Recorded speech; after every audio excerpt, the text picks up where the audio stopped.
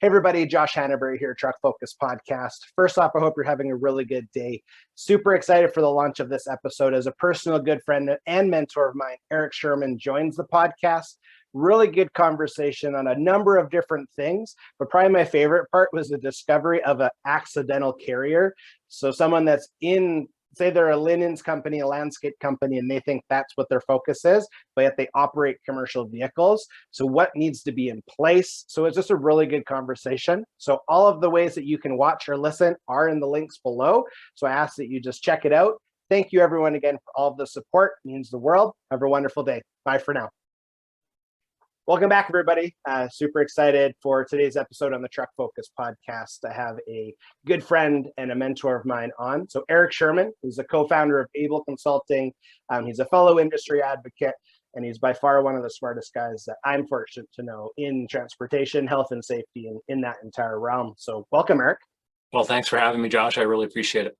Absolutely. Yeah, this is a big goal checked off of my list. So thank you. And I know anyone listening is going to be very excited to learn about you if they don't know you already, and to learn more if they thought they knew who you were. So to start us off, why don't you kind of just paint the picture of who is Erik? Oh, man. Who is Erik? Erik is, let's see, a safety guy, a dad, an educator, a husband, just a guy in industry looking to do something and make a difference and get involved in some fun stuff. There's all kinds of different things that I like to do.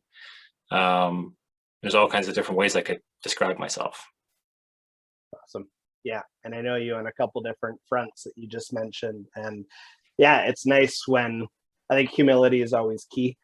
And it doesn't matter how smart we are, it doesn't matter how far we get in our personal success, as long as we keep that humble mindset. And family is always number one. And it's nice. We're both fathers, we're both loving husbands. So I really respect that. And then, yeah, the fact that your passion is to create a difference is super exciting too, because that's definitely where my heart resonates as well. Yeah, absolutely. I kind of describe myself as a bit of a change junkie, the person that's always looking at different ways and opportunities to learn something new and try new things. And, we can talk about some of that stuff, but this is one of those things that's kind of new and I haven't tried before. And so I'm looking forward to doing more of it. Awesome, man. Yeah, it's an honor. So thanks so much for being here. So why don't you kind of paint the picture? How did you first get into the transportation industry? Well, I guess first getting into the transportation industry, I was working for a company called Computalog, which probably most people are still familiar with. They were bought by Precision Drilling years ago, but I got into that when I was really young, and that's actually how I got my Class 3 license. And so I was driving a wireline truck up in Slave Lake, Alberta, and it's kind of like this crash course into transportation when you're not just in oil and gas and not just working crazy hours and double dutying it as a driver or a laborer or a wireline guy. Like, you're doing everything. I was handling explosives 1 minute and loading perforation guns, and then the next minute I'm driving down the highway. Well, maybe about half an hour later when I'm done my pre-trip and everything, right? In a cab over, the scariest thing on the earth, next to a roller coaster. And that was kind of my introduction to transportation. It's incredible. It makes me laugh because I first started in a cab over as well. And not too many monsters. Oh yeah. You can get like, I'm kissing someone else and you're like, hello. Well, there's that old joke, right? When you're driving a cab over, you're the first person at the scene of an accident. Yes. So it's kind of scary to say the least, but I was always, I don't know, there's always this feeling of being right on the edge. And in a way, it's an interesting way to drive because it forces you to be more alert. It forces you to be more a part of that experience of careening down the highway in this tin can. Yes. And so I don't know, I thought it was a pretty good exposure. Taught me a lot about vehicles, taught me a lot about driving. It taught me a lot about in a way myself. So yeah. Yeah, I can relate to that too. I still remember trying to get the cab up because it was like it was a shortened version of an extended cab. So you're full of tools and supplies and whatever. And then there was no hydraulic assist, or if there was, it was broken because it was basically a handle. And then hopefully you have a strong chest and shoulders. And yeah, we've had, similar experiences in a different environment. I was in Kelowna, BC at the time when I first was exposed to that, and hydraulic brake, not air. So what was weight? Like our definition was if it fits on the deck, we're hauling it. So yeah, that's safe, right? Yeah. Oh yeah. So I got lots of stories that I know. In time we'll discuss. So we want people to think more of us first. Yeah, exactly. Set a healthy stage. Yeah. So yeah, that's awesome. So I guess what point then did you transition from being an operator, a linesman, a laborer, and a driver to more of a, did you start operations? Did you go right into safety? What was kind of that transition like? You know what it was becoming a father. So when I left precision drilling and computer log / precision, when I left there, my goal was to really be home more, available more. And so, I started looking for work that just kept me closer to home. I don't know if anyone's lived the wireline life, but you leave for a half-day job, a 2-3 hour job, and you come back 2-3 weeks later. There's no guarantee, right? Like you've got lots of extra clothes in your bunk, and you have this kind of unspoken rule when you leave the house that you'll be home when you're home. And if something happens, they'll figure out a way to get you home earlier. But so my wife was pregnant and with our first child, and it was really more of a desire to just be there more. And so, like I said, I moved into roles that kept me closer to home. I tried hauling water. I was driving a water truck with potable water. That's always interesting. And then really, when I started to move into health and safety, it's when I started to look at things like roles that allowed me to start working with training and instructing others, and just on basic things to start, procedural things to start. But ultimately, I got offered an opportunity to work for a company called HSE Integrated. They were quite young in Slave Lake. And so I went to work for them. And I thought it was great. I was working with equipment. I was working in the field. It was all things that I knew. And I got to really take a look at that health and safety, the technical side of health and safety at a field level early on. So I guess that's really where I started to move into it. And I was responsible for equipment, and I was responsible for training people on how to use their equipment, whether it was, their pickup and utility trailers, air trailers, acid, shower trucks, things like that. HSE Integrated had fire units and EMS units as well. So I got to learn a lot about those units and really kind of grow on that side before working for Marcel's Truck Service. And that was probably my first pure trucking health and safety role. Everything else around there was just kind of building up experience and getting ready for that kind of role. So yeah, that's really kind of how it broke in, right? Again, very similar. And I think a lot of safety professionals started very grassroots, like what you just described, because again, I can relate to that, where you go from one, I call those pivotal moments. It's actually a big reason. The backstory for Pivotal, my company, is based off of moments like that in life where you made a decision to go from the fork in the road and you took the right decision, and you took it for valid reasons. And yeah, I think as safety professionals, when you hear a lot of different people's backstory, that's very common, because more often than not, you need to have experience of some kind in what you're doing in order to train, to coach, to coordinate. And yeah, that's a neat exposure too.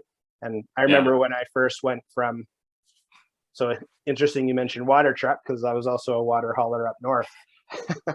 And that's right. I remember you telling me this. Honestly, it was probably the best experience of my life at the time, And part of it is you're not as rushed as other operators were. So you can actually get to know people. And I think that's when I really identified my passion for people in transportation is there's a lot of hurting people out there. And then when you transition from the mindset where you want to be closer to home and maybe you don't want to be behind the wheel anymore, you still have a passion for people and health and safety, very much like one of my best friends is an occupational therapist. And he talked to me years ago about like becoming a, oh darn, what are they called? A social worker, sorry. And just because I have empathy for people, and I'm like, I don't know if that necessarily resonates, but then the more you learn from an education standpoint, from health and safety to post-incident, like you are like a constant care, you're constant support, but you're also challenged to really improve your own skills because if you give someone wrong advice, like it doesn't go very good. So that's a nice transition that you did. So you went. Sorry, go ahead. You can always kind of see like little hints of that type of personality early on, I think. Personally, I remember one night where I had just returned from working 3 days, and it was far north of Red Earth, and we were working on a cement job, and we got back, and it was not even 2.5 hours after I had gotten home, and I got a call from my manager saying, "Hey, you got to pack your bag and get ready to go. We're going to be leaving in a couple hours." And there's no way I had hours, right? It was. Yeah. We've all been in that kind of situation where you have somebody on the other end of the phone, and I said, "Listen, I don't think I'm good to drive.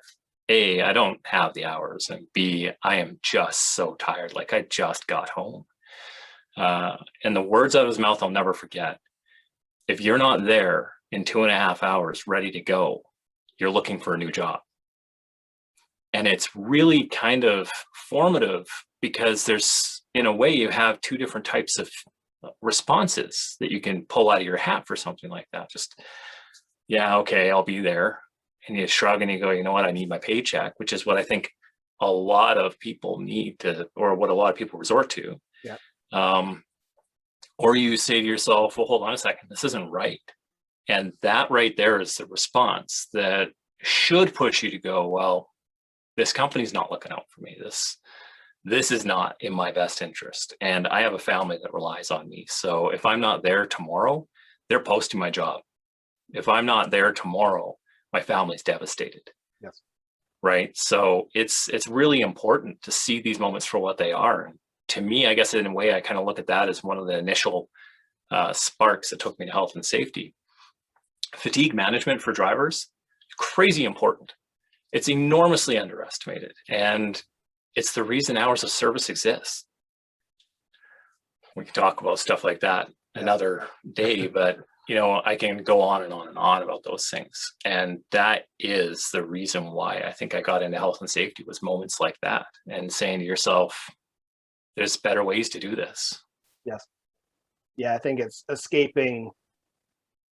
Yeah, I think it's done by industry almost, and I could be wrong, but that's my perception is certain industries remove the tyranny, you will do it or else, and go more to, I think there's a lot of empathetic leaders out there, but there's a lot of legislation in place now that's actually enforced. Yeah. Where before it was a suggestion, oh yeah, I know that's there, but you still have to do it. And as industry, like construction did a great job. Obviously, they were kind of, well, they're not the best, but they're a leader in safety change.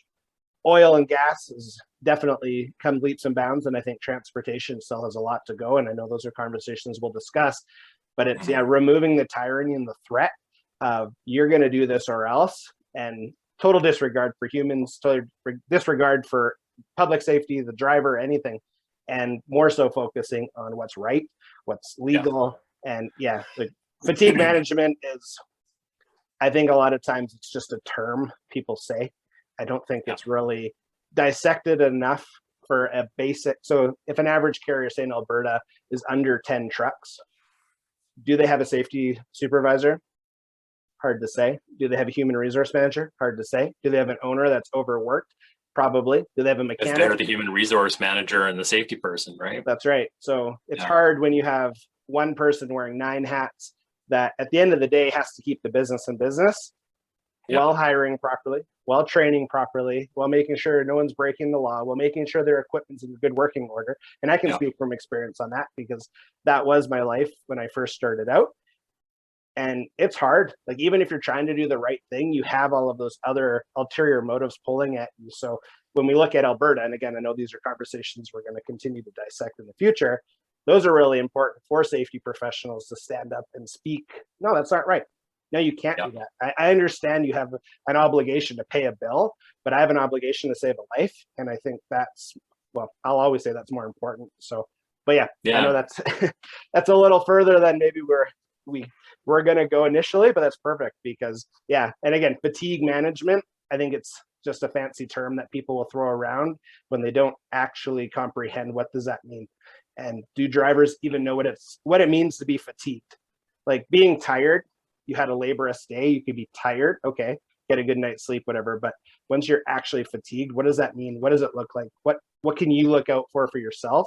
And yeah, so those are lots of different conversations I know that we're going to have. So thanks for bringing that up. So when you transition from, it was HSE integrated and that type of work, to, you mentioned a carrier that you went to, was that kind of your pivotal moment then to get more into a corporate setting where maybe you're in charge of like a plan, or how did that shift happen? Yeah, I would actually say that that it was my transition into a full-time health and safety role. That was when I really stepped into not just being responsible for a large amount of the health and safety outcomes and work that was being done around the organization, but also a lot of the creative side, because health and safety as an occupation is highly creative, right? You're dealing with a lot of different disciplines, a lot of different types of information, a lot of different personality types.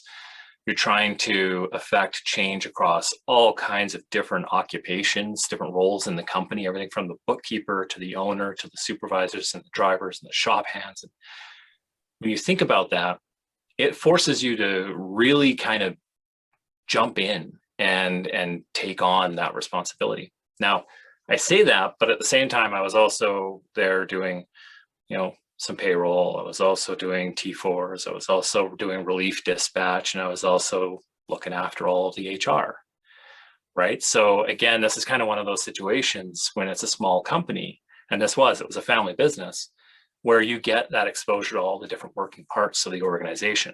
Now, a lot of safety people, they really kind of groan and go, God, man, that's really such a distraction. But think about it.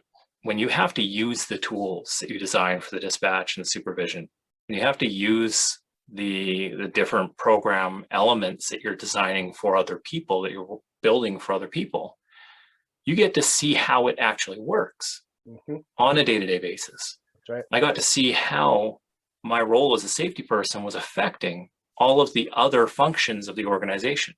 And that right there was probably not just my formative moment on health and safety, but my formative moment when I realized the impact a safety person can actually have on an organization. And did I have that impact? Well, that's a question someone else would need to answer. But I like to think at that point, I really kind of discovered this is what I love. This is what I really enjoy. And I honestly believe that a safety person who embraces those opportunities to work with those other teams and those other functions is embracing the opportunity to learn and understand their own role that much better. Totally agree. And that's a pretty common, I'd say a common position too, where like you'll see job postings. I needed to be an HR coordinator, driver recruiter, and a safety person. And by the way, now you're covering dispatch because our dispatch is sick. But that, like you said, it is a great opportunity. So anyone that's listening, you have to be a CRSP and an NCSO and a CS, and have 30 years behind the wheel experience, and exactly. It's like, but it's an entry level position. Right. But anyone that's in that umbrella right now, to Erik's point, great advice. And I always listen to his advice, so thanks for sharing that. Is keep that really as a focus, because it's easy to say hours of service is this when you're sitting kind of in your office. But when you're managing, so dispatch position, anyone that hasn't done it before, you're managing the fleet, you're managing customer service, you're managing sales, you're managing operation manager and the owner. plus then you got the safety person over here, sometimes barking, it feels like. So when you're in a safety role and you're integrated into a dispatch position, you get to see just the pressure that they're under to perform at an excellent level, because customer service has to stay number one. Then you have drivers that, I had the respect for the profession, but some drivers like to complain every second move. So you're dealing with that conversation. You're going to have a salesperson right here looking at you with like fire in their eyes. Why is this not there yet? So it's an intense position. So to Erik's point, when you're in a safety role, but then you're able to really get involved in these other roles, you learn what is law, what is policy, and then how can you coach and train and work with every section of the business to understand, well, their pain points, but then they can understand where you're coming from. So that way, yeah, collectively you can make it a better environment. So, and that's my experience too. When I first stopped being a driver, that was a decision. And then when I went into the office, I was part coordinator, part dispatch. And it was very stressful at times, thinking you knew something, being challenged, did you actually know it? And having some lovely salespeople as people, they're great people, but they have a very stressful job taking their stress out on you. And then you have management getting mad that not enough equipment's moving. So yeah, I'm very familiar with that. So all the empathy to those that are doing it, but exactly to Erik's point, when you're able to be in those positions, that's when you have the opportunity to really learn and grow. And then maybe you make a corporate decision, or I guess a personal decision, to go to a bigger corporation, to start your own something, whatever it is. You have all of those little experiences that you're pulling off of. And yeah, I think that's really important. Yeah, for sure. For sure. So my big question, just because we've known each other for a couple of years, and so this is kind of anyone, again, as I mentioned initially, if anyone doesn't know Erik, I'm really excited to introduce you to Erik. Anyone that knows Erik, I'm excited for you to get to know him deeper, because he does a really good job. So I ramble. If anyone has ever noticed, I ramble, and he's really good at picking up a couple key things that I say, squeezing it together, being like, this is what you mean, right? Yes. So thank you for that guidance. So we're going to do miracles in the editing process, my friend. No, it's good. But yeah, so my question then is, in your experiences over the last couple of years, where do you feel you've made the greatest impact in our industry by being, because without talking too much about roles, more so just the impacts that you've done, where have you feel like collectively you've been able to lead just change? Well, so I guess I had an amazing opportunity to work on some projects that really did kind of set the tone for, or maybe not set the tone, but build the conversation around what does it mean to be trained as a safety person in industry? What does it mean to be competent as a safety person in industry, and how can you actually communicate that to somebody? A key challenge that's been around really since the first day I started as a safety person, was how do you bridge the understanding, or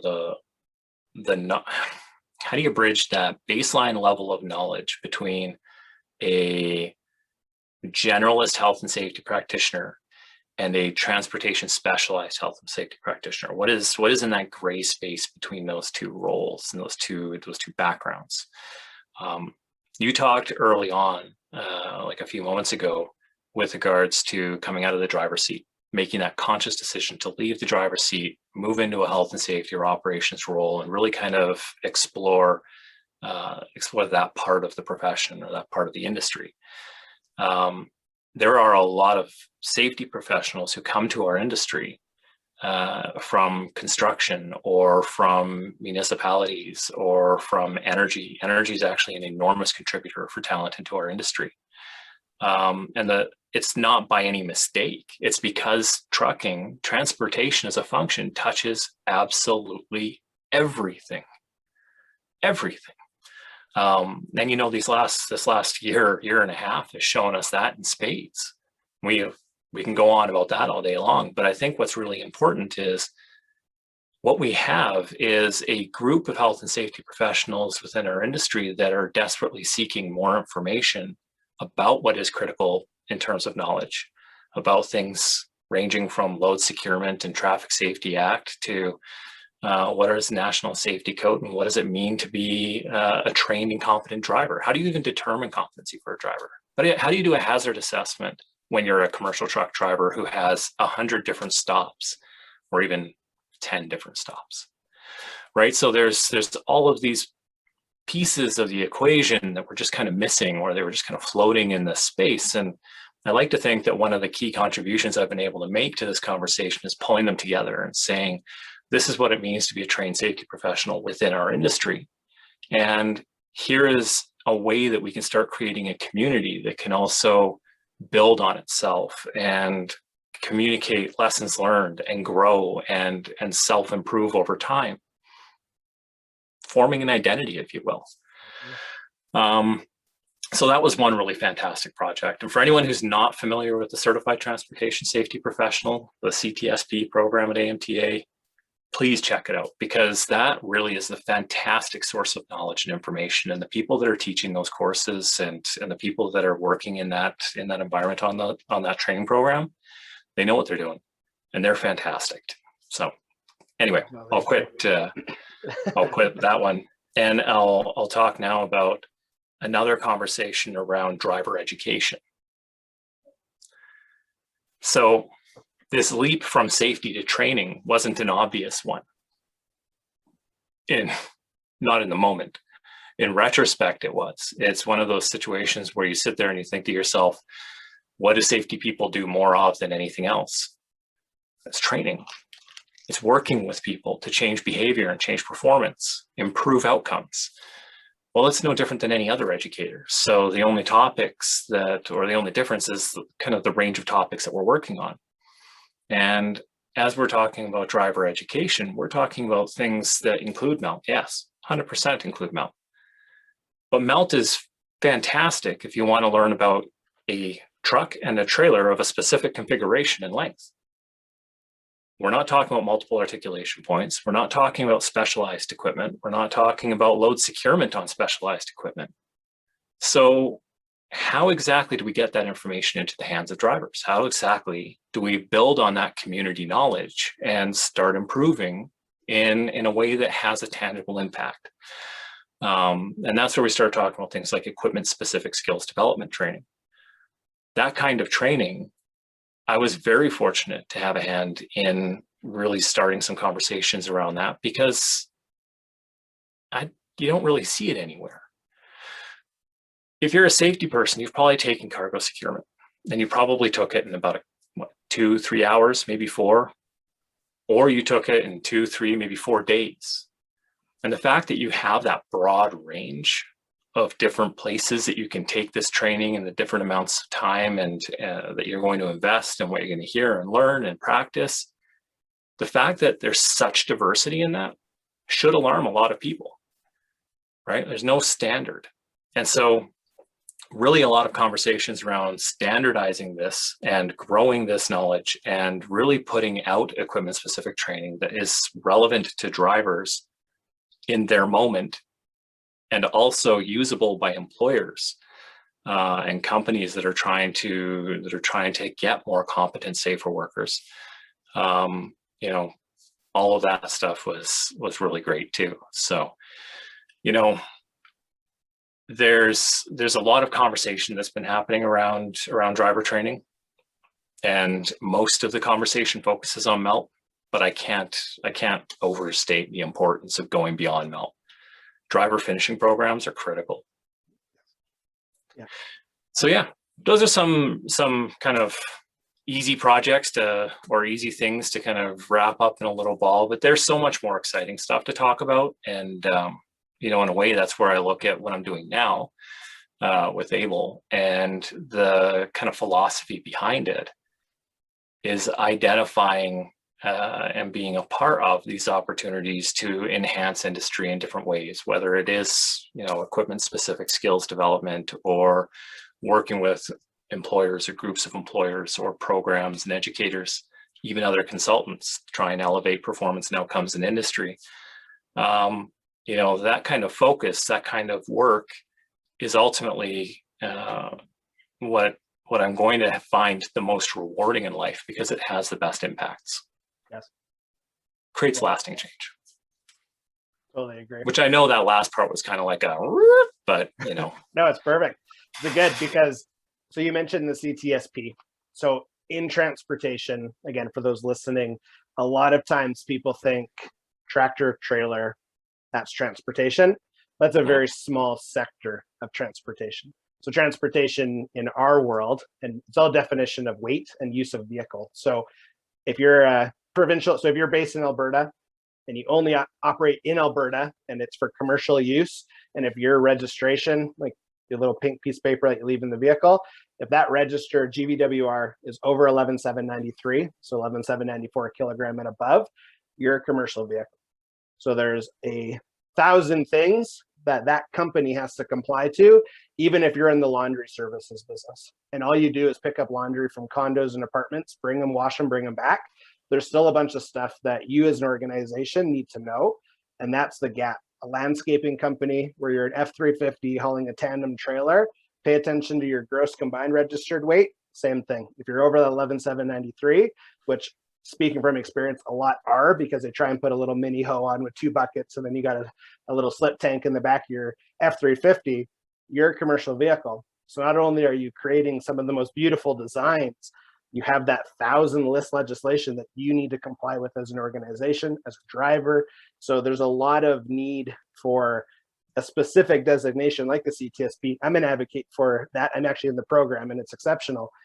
And it's because it's not just tractor trailer over the road. It is a very, like Erik mentioned, everywhere has an impact. Like everything that we touch is impacted by a commercial vehicle and a professional driver. Doesn't matter what you think your business is. If you meet that parameter for a commercial use, well, welcome to transportation. And another thing totally took me back in time though. Sorry, I'm gonna throw in just a quick jump back to what you were talking about with regards to laundry services. You know, this isn't the first time I've been consulting. When I was consulting in the prior stint back in 2016, 17, some of the employers, most of the employers that I worked with were accidental carriers, is what I like to call them. They were the landscaping companies that threw that trailer on. They went to Kelowna for this, like for the winter, because it's a little bit more, you know, opportunity down there. Or they were traveling into Saskatchewan or different provinces in the summer months. Over 4,501 kgs in combination, interprovincial, you're now a federal carrier. Yes. You know how many of them probably knew that? Very little. Yeah. Right? Like I had one company that did geomatics, land survey. Well, you know, when you take a 1-ton truck and you throw a deck on the back of it for your quad, and you throw all the tools in the back, you throw at least 1 or 2 quads on there, those things are registered in above 6,600 kg. Well, they're clearly federal carriers as soon as they're crossing interprovincial boundaries, right? So yeah. On the laundry side of things, I had a client, a massive laundry service in Canada and the US, and they had vans that would sit on a ferry, and they would go from one province to the next on the East Coast. They would be spending time in trucks delivering loads of laundry and linen between Alberta and BC, or clear across the country even. You know, they were a federal carrier too. And everyone deals with being a carrier in different ways, and some of them don't at all. Yeah. And they need to learn, and they need to know first that it's an opportunity they have to take advantage of, that they have to accept and grow with, part of their identity. Yeah. But then also, man, it's a testament to just how prevalent transportation really is. It's everywhere. Yeah. Yeah. If you look at the general, like a registered plate, so you open up your driver's side door and you look at your VIN plate on an F-350, most often than not, it's like 4573. So from manufacturer, if your business goes from Alberta, we're in Alberta, so Alberta to BC, Saskatchewan, or south, you're a federal carrier if it's for commercial use. Another one that I see all the time, it's a single axle cube van. So again, if you want to, like, they'll max these things out, little moving companies will max these things out, they'll put 11,000 on the door.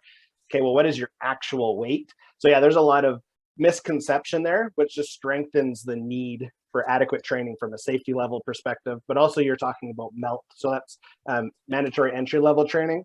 So again, speaking from experience, say you're a flat deck company, you could be a Dodge 5500 and a Tridem gooseneck up to a tractor trailer that you commonly see on the highway. You're looking at a resume and that person's saying on the resume, oh, flat deck experience, you must know what you're doing. No, that doesn't cut it. So MELT does not train you for the specific needs of that carrier. So what Erik was talking about is you need to have these minimum standards and minimum training requirements so that way people know what they're doing. You're not just looking at a piece of paper and saying, oh, you spent 2 years hauling rubber tires or whatever you're hauling. You must know how to haul like a 200 excavator because you've done flat deck before. Very common conversation. That's not actually the case. So that shows the need. So MELT is a good start, but that's it. It's a good start. It's not I took MELT, I'm safe. It's like, no, you took MELT, you have a stronger understanding than I did when I took my class 1 in 8 hours. Good for you. Now it's actual in the field experience, and that's carrier specific too. That's an important part as well, is because everyone's operation is different. Where you keep your chains and boomers at every location is different. So you need to train people. But where do I actually pick up this equipment? Is there a weight rating on this chain, or is it just some crap someone made behind a shed? Like there's a lot of those things. So just to strengthen, Erik, what you're talking about. So I like the conversation of innovation and disruption. And that's where I really wanted to go, is because I know that's a really big component of your existence, I'd say, in this space and as a person. So can you kind of explain, like, what is the difference between innovation and disruption? And then let's kind of dive, if there's time, we'll dive into a little bit of just what does that look like in your perspective? And then I'll kind of elaborate my thoughts on there. Yeah, for sure. So you're absolutely right. One of the most innovative people you're likely to have in your company will be your safety person, right? They're constantly on the leading edge of change and adaptation as they're working with your employees and they're working with your programs and they're trying to find that continuous improvement cycle and the benefits of it. But innovation is iteration. Innovation is looking at existing either ways of doing things or existing practices, procedures, things like this that have already taken root in some way within your organization or within the industry, and you're just reapplying them in different ways. Perhaps you're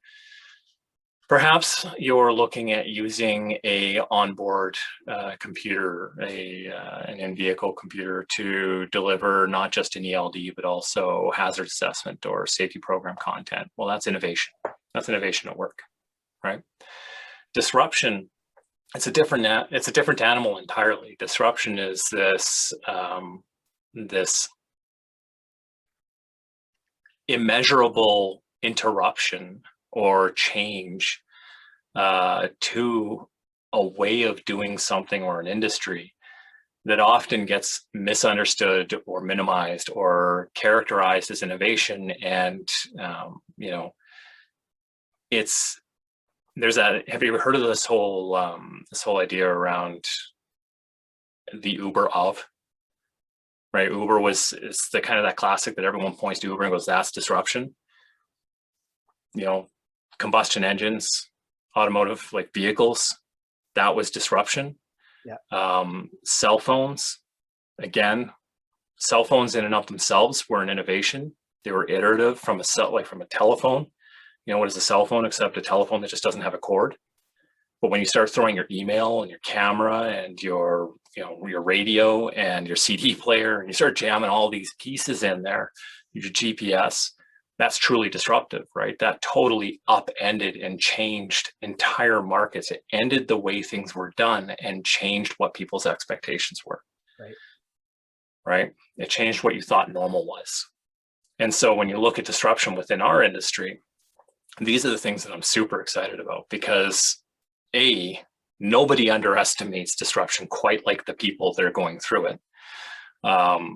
Disruption is done to a group, not in a group, right? It doesn't come from within typically. Yeah.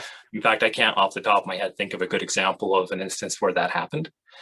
But what I can tell you is there's a lot of players that are affecting industry right now. And I'll go back to that whole statement about the Uber of, right? We're seeing software companies and different engineering companies, which are starting to play in transportation that never have before. You see companies like Tesla, and everyone loves to talk about Tesla and innovation and disruption. They're really more of a software company than they are a car manufacturer. Right? They're working in territory that transportation companies have never really worked in with regards to machine learning and object recognition and things like this, using cameras to guide vehicles. This is all stuff that it's not a repurposing of existing things. It's whole new ways of looking at, whole new ways of doing, and that's disruption. So that, I guess, was a really long way to answer your question, but I hope that kind of helped shed some light. Yeah, it did, because I know even from experience, a lot of times I would define an innovative idea or product as disruptive when no, it's not. It's just innovative. So I think it's important. And that was a good answer because it really set the stage of the differences. And like people will say ELDs are disrupting our industry, or it's a disruptive process. It's like, no, it's not. It's just an innovative process. And it's actually to simplify things. And I know we'll talk about that probably during another time, because that's a very long conversation, and right now it's a hot topic. But it's a lot of conversations. I'm a massive advocate for not just the hours of service component, but so again, being in the field of safety, I love coaching and mentoring and guiding with data, not opinion. And I think being on the receiving end of coaching, mentoring with data is way more effective than someone's opinion. Like, because then you're taking the guesswork out. But yeah, no, that's interesting. So in your opinion, then, what would be the most innovative thing our industry is experiencing right now? And then what's the most disruptive thing? Because you mentioned Uber, and I think that's a fascinating conversation. But yeah, if you're comfortable answering that, what's the most innovative? Sure. And then we'll go to what's the most disruptive. Sure, absolutely. So the most innovative things that we're seeing right now, and I guess what I'll do is I'll look at the training space, because that's what a lot of people are talking about, specifically with regards to things like melt and equipment training. What have we seen happen in the last couple of years? We've seen this dramatic acceleration with online instructor-led training, where entire industries that were convinced you could only train somebody face-to-face are now training thousands of kilometers apart, different time zones apart, with training programs that nobody would have expected to see delivered in this type of way using these type of modes. So that's innovation. And when you look at how this is being applied within MELT, you have different jurisdictions looking at different ways to teach MELT. So in Saskatchewan, they're taking a good hard look at online training, and they're taking some of the MELT curriculum and they're seeking to deliver that online, self-directed, instructor-led. Really, the idea is that they're leveraging that technology, and it doesn't all have to be in a classroom. Here in Alberta, there's a few really interesting projects that are happening around MELT as well, but it has to do with the practical hands-on training aspect of it. And it's not focused entirely on,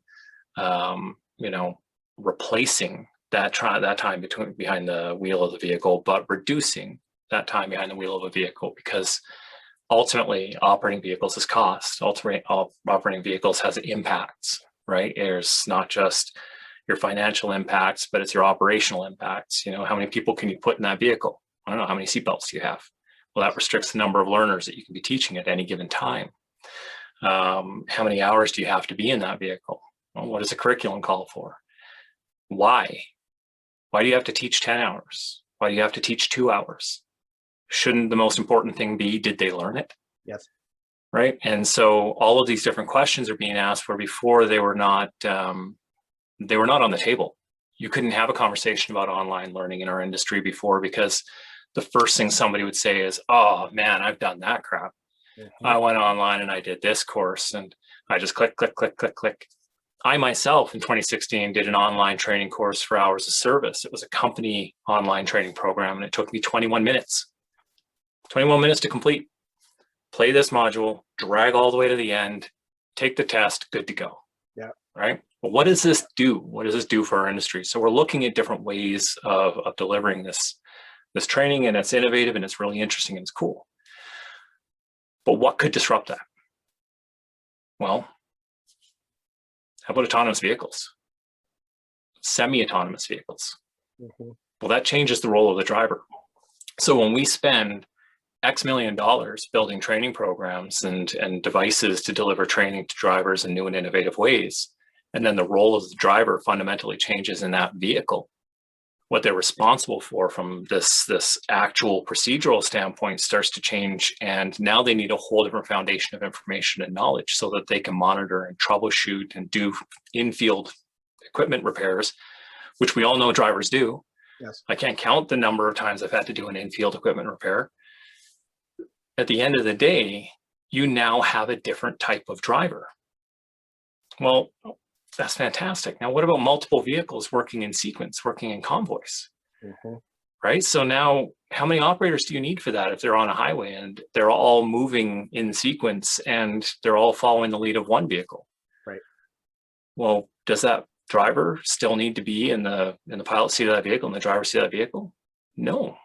Have we seen what's happened with drones in combat zones, high risk zones, high risk areas? You know, one operator sitting in what amounts to a gaming chair with a gaming computer in front of them in Phoenix, Arizona, and they're flying 6 different drones around the world. Yeah. How is that any different, right? So when we start looking at leveraging new and innovative technologies, we also have to think about what is the extreme end of this, because that's not off the table. All that requires is incentive. Things like, I don't know, protecting drivers from exposure to a dangerous airborne virus, perhaps, or, minimizing risk on the highways. Maybe there's something that we're just not even seeing yet. Yeah. And so those are the things that I'm really excited for and I'm watching for, and I think are going to be happening. Some of them sooner than we're comfortable in accepting, but everyone should be watching for those things. Yeah, I agree. I especially agree with what's to come, because like e-commerce, obviously that's another important discussion. And I was reading an article from a major company, and the president was talking about how consumerism in a store is down, but consumerism from the comfort of our homes is skyrocketing every single day. And someone told me at one point, and I don't want to be fact corrected in the event it's not 100% true, but I believe there's some truth in it. In the comments. Yeah, exactly. It is exactly. Yeah. But it's basically a record day every day for like almost a year or something like that in the e-commerce space. So I think as we look into our future, what's more relevant is someone driving. So in the States, they do a better job, I'd say, infrastructure wise than in Canada.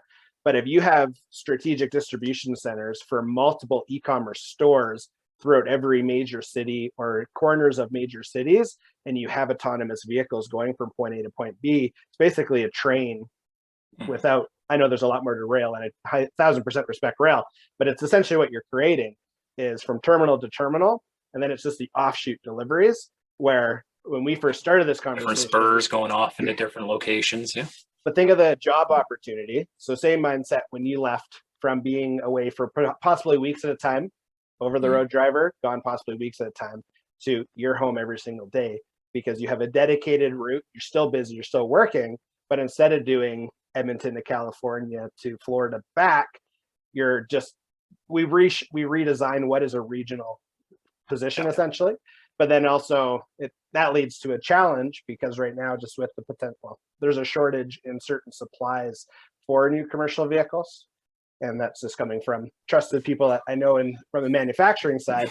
You're like, okay, so for that to happen, this problem needs to clear up real quick, because if you don't have the microchips or whatever to build these, like, that's impacting a lot of stuff. So, but yeah, I think that's a really good point that you mentioned there, where I think autonomous vehicles is way more exciting than nerve-wracking when you think of the opportunity to grow once that becomes our norm. And it's not, in a way, it's a job replacement, but I also think it's an economy boost. So that's a good point. Yeah, I think what often happens is people equate, this autonomous vehicle transition to being just like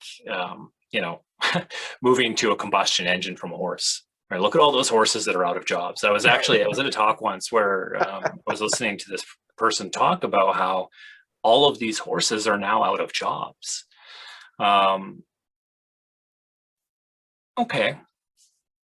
Okay, I kind of get that analogy, and it's easy to fall into that trap.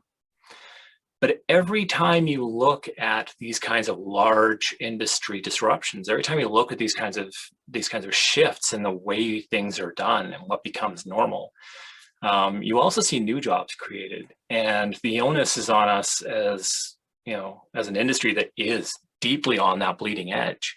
The onus is on us to be aware of what's happening in those spaces, what new jobs are being created. I know of carriers that are doing really just cool, innovative things, creating positions that have never existed within their fleets before. And they're doing it because they have access to technology, and they have access to resources, and they have access to training that they didn't have before. Right? And they're looking at training in different ways too. That's key. All of these things are key. And if we can track these things, we can start to see trends and behavior and outcomes, and we can start to see where a lot of the big change is coming. To that point, not to interrupt, sorry, I just feel it's relevant, is so an ELD, the system, obviously electronic logbook or logging device, most of them will have an electronic daily vehicle inspection report system included. So if you think from a carrier standpoint, from a cost savings and an operation, I'm driver A, you're driver B. I fill out a pre-trip on a Thursday. I notice that there's a defect. There's a check engine light. It's low oil, and my second dual's flat outside driver's side. I record it on the trip inspection report. I'm off on Friday, so I'm supposed to hand these things in every morning, but I don't go back to the actual shop on Thursday night. I just go home because I'm excited I'm off on Friday. Everyone else thinks the truck is fine. So driver B, you, Friday morning, come in, hey, there's this defect, there's this defect. Did he tell anybody? Nope. Okay, so now I'm telling you. So that truck's out of service on a Friday. Service manager happens to be off on Monday. So the truck's now down. So Friday, Saturday, Sunday, now Monday. So 4 days of downtime before it's even recognized, just because I was excited to go on my time off.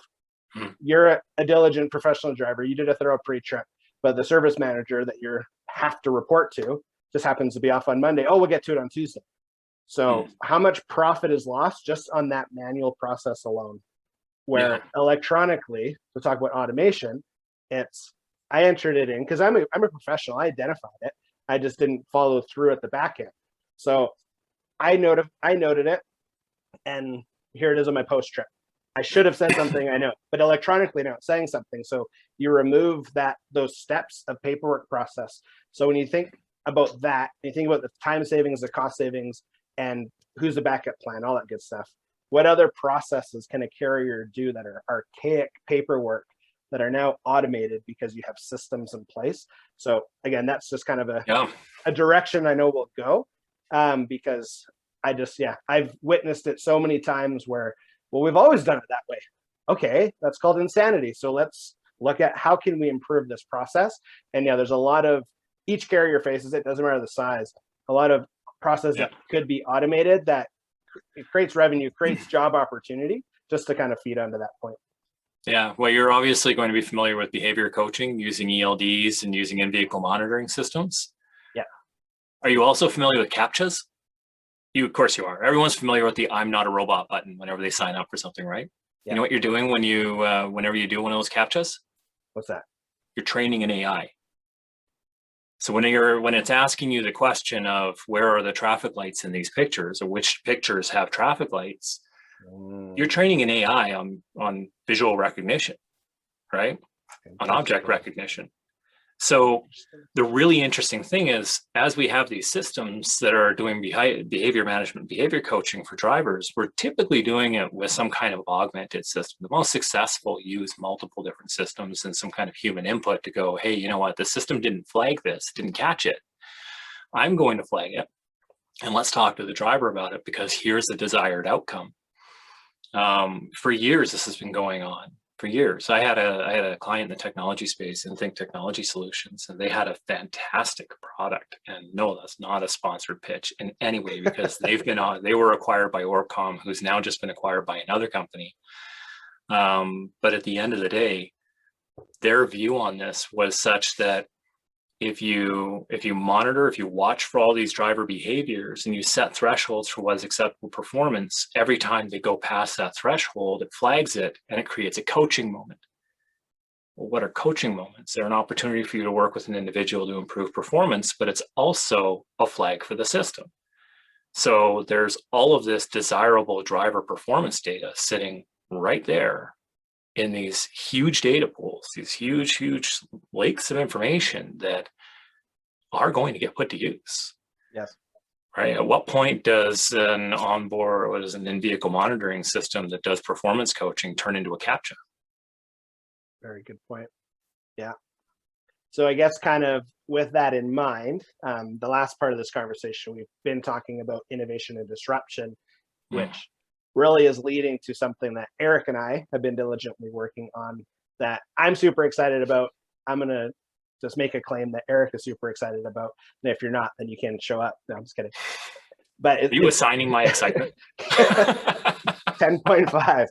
But yeah, it's so collectively, so through Able Consulting and through Pivotal, my company with the truck focus, I guess, lens on it, we're creating something called discussing disruption. And it's funny, I ramble. You post at it, don't worry. Yeah, no doubt. But yeah, so we're creating something called Discussing Disruption. And the entire platform is going to be exactly what we're talking about now, in as many different arms as we can come up with. Some of it will just be Erik and I diving into just different segments of our industry that we feel need to be talked about. We're going to be asking questions. What are people actually paying attention to? As well as bringing on different industry leaders. Maybe it's the presidents of massive retail, maybe it's from a tech side and engineering side. So it's going to be really exciting as Erik and I really dive into disruption. And yeah, so stay tuned for that. That'll be coming out here right away. So thought leaders and experts, which before anyone goes, oh my God, another thought leaders and experts podcast. The exciting thing is it's happening from within, right? We're talking about industry. We're talking about disruption in industry from within industry. And yeah, I am so excited. I'm super excited for this one. Awesome. So no, I appreciate that. So yeah, so stay tuned. And then just kind of in closing, Erik, can you kind of just give us a highlight of what does Able Consulting do, and how do people reach out to you like right away? How can people start interacting with you? If it's social, if it's to do business, just to further conversations, how can people do that as well? Yeah, absolutely. So really right now, I'm just working on this website and an online presence. And what I'm hoping for is to be able to say, yeah, ableconsulting.ca is up and live. Watch for it on social media. Once you see that, it will be there and you can go check it out. And I'm including a bunch of free resources and a bunch of information in there. The key with Able is really more about overcoming this paralysis of not being able to do something because of X, right? You either don't have the experience, you don't have the expertise, or you don't have access to the knowledge. Or to be honest, you're a company that is so focused on your customers and your business and operational excellence that you just haven't prioritized the internal continual growth tools that you're going to require for some specialized projects. And that's not a bad thing. It's not a bad thing. Most companies don't get into business with the intention of doing all of this improvement work on themselves all the time, right? So if you're looking at a project and you're saying, hey, how do I tackle this? What kind of resources am I going to need? That's really the opportunity to get in touch and say, let's work this out. Let's talk about this. I have this really interesting project that's on the go, and I definitely need some feedback and some input. You know, it's what's thinkable is doable. At the end of the day, if you can think it up, chances are you can do it. There's that old saying that it just takes time, money, or quality. You can have two, or you can have two of the three, right? It'll either be cheap, it'll be high quality, or it'll be quick. You know, at the end of the day, if you do invest, you will get the quality and you will get that done. And I think that there's no obstacle that we can't overcome in business if we have the willingness and the desire to get it done. On top of that, I'm also doing different projects like this, right? Things that improve knowledge and understanding in industry and equip people with more tools and resources. I'm going to be creating little instructional videos and vignettes that are designed to help tackle very specific topics and give you the knowledge and the tools you need to be successful there. And doing gap analysis and different work like that. I don't intend to get into the full-time auditing gig. As the director of injury reduction and training and quality assurance at AMTA, I had direct oversight of the core program there, the quality assurance products that we worked with there. Core and C-Core being a couple of them. And honestly, you have a bit of a conflict of interest if you're hiring your consultant who does your program development and works with your staff, but also does your core audits and your different performance assessments. So you have to kind of pick which road do you want to be on. Do you want to help continuous improvement and growth, or do you want to be assessing and measuring? I'm happy to do some assessing and measuring, but it's so that it can support continuous improvement and growth. So if that's what you're looking for, you can get a hold of me there. And to that end, esherman@ableconsulting.ca. I'll put that in the show notes, and you just click that and get a hold of me. That's awesome. Yeah, Erik, honestly, today, I always call it a joy when we can speak together, especially dissecting stuff. And it's really exciting from my perspective, seeing what you're doing with Able, just even what you're doing in general in the industry. It's a highlight for me, just being a younger leader, being someone that's also very passionate to see positive change and creating just a pivotal impact in the industry. And yeah, I'm really excited about our future ventures as well, because we're very aligned on who needs to be impacted, how we're going to impact. And yeah, so you have my full support. So anyone listening, I highly, highly recommend reaching out to Erik. That's not just fluff. Yes, he's a personal friend. Yes, we have intentions of doing business together, and it's because I 1000% support what he's doing. I trust him. And yeah, it's just a really exciting time for Erik and his business. So thanks, Erik. I really do. Not just me. I want to thank you for having me on this show. This is fantastic what you're doing. The work that you're doing to highlight other professionals in industry, it's like a rising tide. You're lifting the ships around you, man. And I can't tell you how much I respect you for that. You are just an example for all of us. So thank you again very much. Well, I appreciate that. So yeah, this was awesome. And just everyone listening, I really hope you just really received a lot of value from today's episode. And please reach out to Erik. He's got a lot of he's not just trying to sell you something, which is the best part, because he wants to create that impact. So definitely reach out to him. So not just trying to sell. You just said the quiet part out loud. We talked about this. That's right. Thanks a lot, Josh. No problem. Okay, thanks, guys. Well, that's all for today's episode. Erik, thank you so much for taking the time just to hop on. I really appreciate everything that we discussed. It's really nice when we can talk about just different variations of accidental carriers, people that had no clue that they were a transportation company and what that means. How does that impact their business? And what can we as consultants do to help? But also talking about disruption and different things that we're looking forward to further deep dive into, which is also really exciting. So everyone that's watching, thank you so much for all the continuous support. If you're watching this on YouTube, I just ask that you subscribe to the YouTube channel. Simply press that little red button, boom, because the greater the following, the greater the impact. If you are listening to this on a different platform, I also ask that you subscribe. So if it's on a media player, if it's through a different platform, and if you're seeing this on social media, please like, share, spread the word, because we're all about creating that pivotal impact by introducing our industry experts to you. So again, Erik, thank you so much. Everyone, hope you have a really good day. Thanks again. Bye for now.